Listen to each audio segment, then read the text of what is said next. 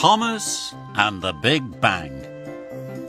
Thomas is a cheeky little engine. He likes to have fun with his friends. He likes playing hide and peep with Percy. And he enjoys joking with James. One day, Thomas was fitted with a brand new whistle. The whistle gleamed, and Thomas beamed. And he blew it all day long. He blew it softly, and he blew it loudly. He blew it in stations, and he blew it in Misty Valley. Thomas thought it the most wonderful whistle he had ever had. Thomas puffed into the wharf with a train of empty trucks. The thin controller was there. "Thomas," he said, "the narrow gauge engines are bringing bricks, flour and timber. They must be loaded into your trucks by tea time." The thin controller left. Thomas felt very happy, so he blew his new whistle loudly. Rheneas was surprised. He jumped and biffed into his trucks. Skarloey and Sir Handel laughed. Even Rheneas thought it was funny. "That was fun," tooted Thomas. Now he wanted to play more jokes and have more fun. So Thomas chuffed off to look for another engine to peep. Later, Rusty puffed into the wharf. He was shunting trucks full of bright red bricks. They were to be unloaded into Thomas's empty trucks. But Thomas wanted to have more fun. He rolled up behind Rusty. Rheneas and Skarloey held their puff. Thomas blew his new whistle, peep. Rusty jumped and he biffed his trucks. Rusty was covered in red brick dust. Skarloey and Rheneas both laughed. Thomas thought it was tremendous fun. Rusty thought it was fun too. Now he wanted to join in. "Can't catch me," hooted Rusty.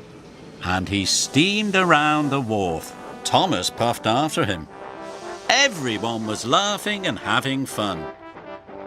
But no one collected the bricks. Then Thomas had another idea. "Sir Handel will be arriving with the trucks of flour soon," he tooted. "Why don't we all peep 'em at once?" The little engines were excited, and they all found hiding places.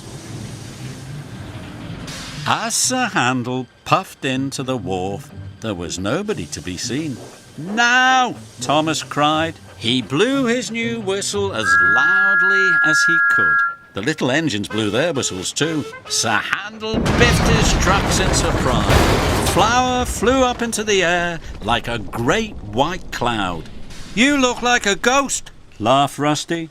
"Whoa!" laughed Sir Handel. "Look at me, I'm a ghost."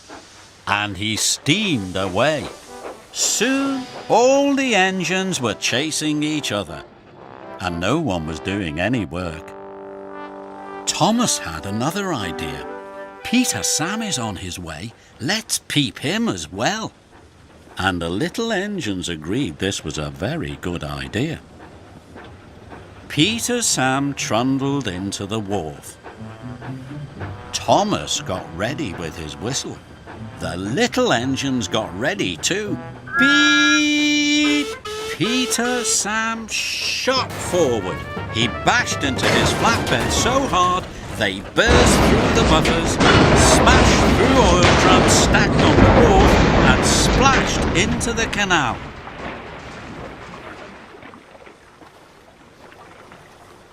"Oh my!" cried the little engines. "Cinders and ashes!" cried Thomas. The thin controller arrived at the wharf. "What has been going on here?" he said sternly. "There are bricks all over the rails, flour all over the warehouse, and now timber is in the canal." "I'm sorry, sir," wheezed Thomas sadly. "It's all my fault. I just wanted to play jokes and have fun." The thin controller was very cross. "You must clear up this mess at once," he cried, "and your trucks must be loaded by tea time." As soon as the workmen had reloaded the bricks, Thomas started to work. But the little engines still wanted to play. They wanted to whoosh the dust and flour at each other. "No more jokes," whistled Thomas. "We have work to do." And he shunted the trucks into a siding. New trucks of flour were now ready, and Thomas took them to the sidings as well. At last the workmen had the timber wagons ready, and Thomas shunted them into the siding too. Finally, Thomas had one long train of bricks, flour and timber, and it wasn't even tea time. The thin controller came back. He saw Thomas, but Thomas was hiding his trucks.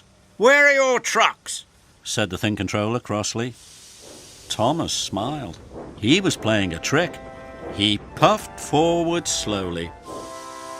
"Here they are, sir," he whistled happily, "loaded up and ready to go." The little engines laughed, and the thin controller laughed too. "Thomas," he said, "that was a good joke. You are a really funny engine." And Thomas puffed happily away.